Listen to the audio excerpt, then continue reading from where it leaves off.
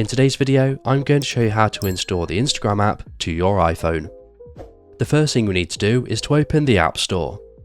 Once we've opened the App Store, you want to click the search icon in the bottom right hand corner, and then you want to search for Instagram.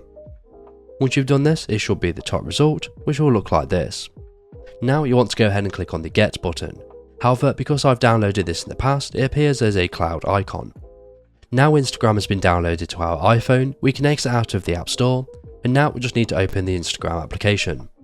Now, if you're already signed into a Meta account on another application, it's going to automatically transfer that app over to Instagram and sign you in. So if you don't want to be logged into that account, then you will need to manually log out of it.